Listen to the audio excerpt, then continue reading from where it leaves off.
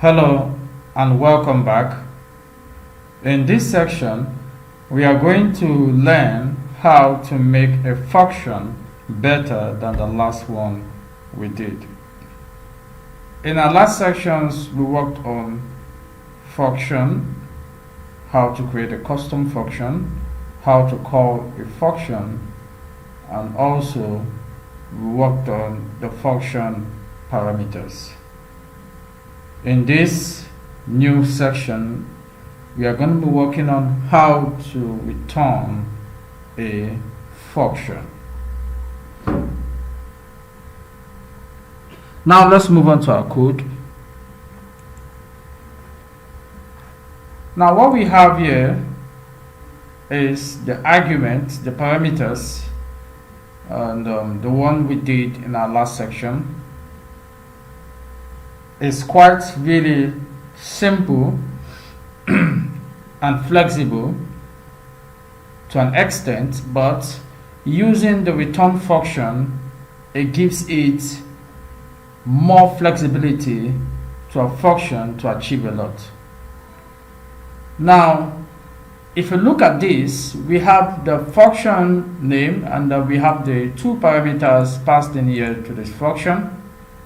And we have the tags going in here, which is addition of number 1 and number 2. We assign it to a variable sum and we output it right here.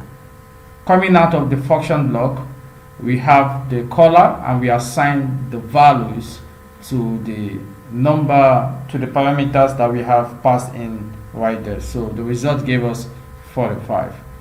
Now, this particular function is flexible to an extent, but you can't do some things with this function. Alright? So, for example, what if you want to do something with the function? You want to add something in a function after creating this function. Okay, what if you want to continue with the result you've gotten in this function and you want to add up, you want to continue the process and you want to do other things with the function outside of this function? What if you want to do that? So that is not possible with this particular function that I've just given you here. It's not possible because what you have assigned here is only what you have, is only what will be output on the browser. What you have assigned here is only what is going to be output on the browser.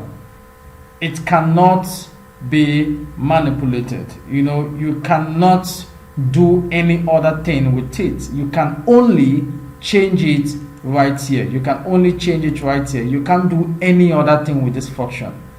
But that's not what we want. We want a process whereby we can also do something with this function. After declaring the function, after creating the function, then putting in the tags, having the tags inside the function, we can also do something else with that function outside the function block. That's where the return function comes in. So the return function enables us to actually use that function and do other things with the function. Okay, the return function is that flexible, is the most flexible of all, because it doesn't hold us to a particular standpoint. We can still go beyond what we have and still do something reasonable with the functions that we have already declared. We can still do something else with the functions. We can still do something else with the tags that we have inside the function. So it's not static. This function is more flexible. It's the most flexible of the illustrations I've been giving you in the course of this lectures, function lectures. Now let's move on and create a new function file. So we just have return underscore function .php. Alright, now I'm just going to declare my HTML doc structure and just put in the syntax for PHP, and let's try to declare a function and get it set for what we need to do. So just use the add numbers which we used in our previous sections. Okay, so I'm just going to have here assign declare a variable sum, and before we move on there, so just put in two parameters in there. So we have number 1 and then we have number 2. So right here we're going to have number 1 adding number 2. So put in, so instead of using echo right here, okay, we're going to use return. Okay, so return is a reserved word in PHP. So we have return sum. Okay, all right, now let's move on and call out this, use the caller. So we add numbers and we have this. So let's go check this. Okay, so I'm just gonna have localhost, we have the PHP right here, so we have return function. All right, so we see that we have an error. We have an error right here, but we are going to work on that error now. And then let's pass in two values. So let's put 30 and 40. Now let's go load. Okay, so we have the error actually gone. Okay, so now there's no error anymore, but the values are not displaying. Now let me explain what is happening here. What is happening here is that this return sum, okay, is now the meaning of return sum is that we're returning the tags, what we have here, okay, the addition of number 1 and number 2, we're returning it to this function right here. That's what is really happening. Okay, so we're returning what we have on the tags that we have there, okay, and we're returning it to this function right here.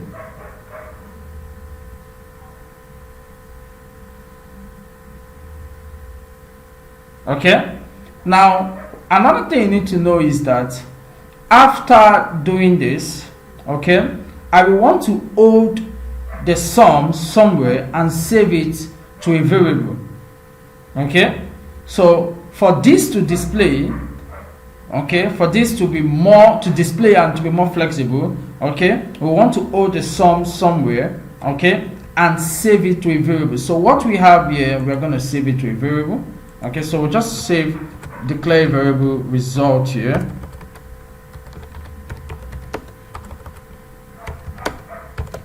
All right, so we're going to have it right here. So add numbers, which is the sum of the number 1 and number 2.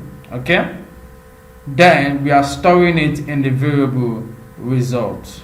Okay, now we'll just put a semicolon here and echo results. So we'll come down here and here we go, we see the result of the addition of the two numbers. Okay, now this is very easy, and one thing you need to know about this is that about the return is that it's much more flexible, and we can also do something with what we have already in the function. We can continue the process and actually do something with this function, like unlike the last one we actually did, okay, the former illustration, we couldn't do anything with it. The moment you have assigned a value to it, that is already assigned. The only thing you can do to tweak it is when you change the values that you have there. But with this, you can still come in and continue with the tags and do something with the tags if you choose to. Okay, so what we are going to do here, I'm just going to have this. Let's go echo break.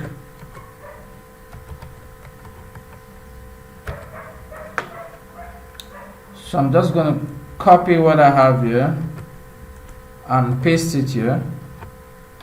Okay, so I'm just going to change this to 100, and this I'm going to get a result. I'll put the results of the previous tags. Okay, the previous function. I'm going to put the result of the previous function right into this new function that I have here. Okay, so let's check. Let's get a result of that. Okay, so we see that this is 170. Okay, so you see that I'm actually doing something with the last result. I'm doing something with the last result, and it's giving me a new result right here. Okay, so the return doesn't, it's not static. Okay, it doesn't just take me to a standpoint where I cannot use what I have in the function to do other things. Okay, it gives me the ability to do something with a function. It gives me ability to also carry something else, to do something else with a function, giving me a better or a new result. Okay, so you can do this. It's very much flexible. So let's see, let's copy everything we have there, and let's give it another. So I'm just going to change this to 1000. Okay, so you see it gives me a new result. So this wasn't really possible with the former illustration that we did. Okay, and this is giving us the return that is giving us the ability to do this kind of operation. Okay, to do this kind of operation. Without the return, the function is more or less static. It can't do more things. You can't do more things with it. Okay, it's not so flexible. All right, but the return makes it really flexible, and you can continue. You can do something else with a function. You can do something else with the tags that you have inside the function, and continue the process outside of the function. So that is just the usefulness of this particular return function. I believe you have a good understanding about this. It's very much easy. Okay, all what you need to know is that you can't, the return function cannot keep you in one position. Every result tags that you have inside of a function, you can take those result tags and continue, doing stuffs with that function outside of the function block. So that's just what this return function is all about. Okay, so basically it's really simple, and I believe you have a good understanding of what this is all about. So as we go on in this PHP lecture, we are going to be seeing the usefulness and how to get the most out of this return function. So I believe you have a good understanding, and I'm going to see you in our next session. So bye for now.